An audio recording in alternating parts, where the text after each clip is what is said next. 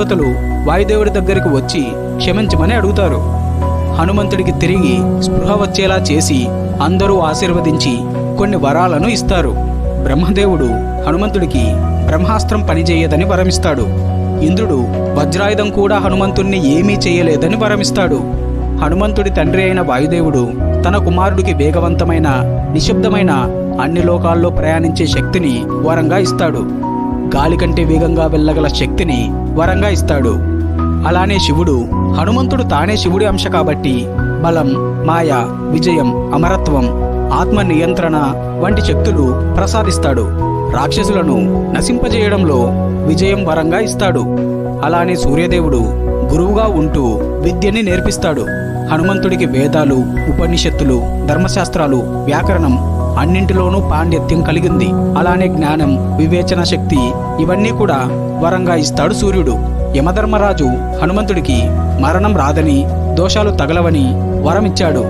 అలానే భయాన్ని కలిగించలేని శక్తిని కూడా ఇస్తాడు.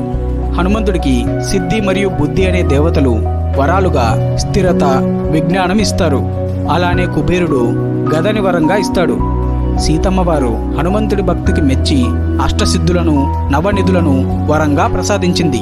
అంటే అణిమ, మహిమ, లగిమ, గరిమ అంటే ప్రాప్తి. అణిమ, మహిమ, లగిమ, గరిమ, ప్రాప్తి, ప్రాకామ్య, ఈశిత్వ, వశిత్వ వంటి అష్టసిద్ధులని హనుమంతుడికి వరంగా ఇస్తారు. అణిమ అంటే తన శరీరాన్ని అణువంత చిన్నగా మార్చేయగల శక్తి. మహిమ అంటే తన శరీరాన్ని పర్వతం కంటే పెద్దగా చేసుకునే శక్తి. లఘిమ అంటే తన శరీరాన్ని గాలి కంటే తేలికగా చేసుకునే శక్తి.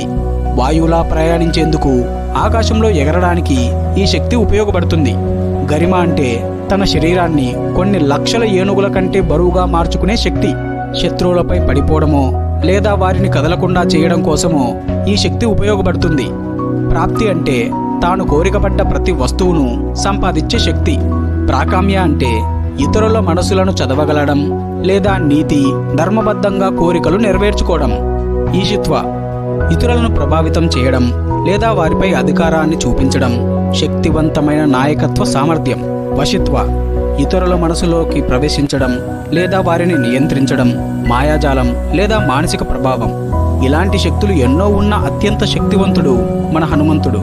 హనుమంతుడి శక్తి గురించి తెలియాలంటే సీతాదేవిని వెతికే ప్రయత్నంలో చేసిన లంకా దహనం గురించి చాలు.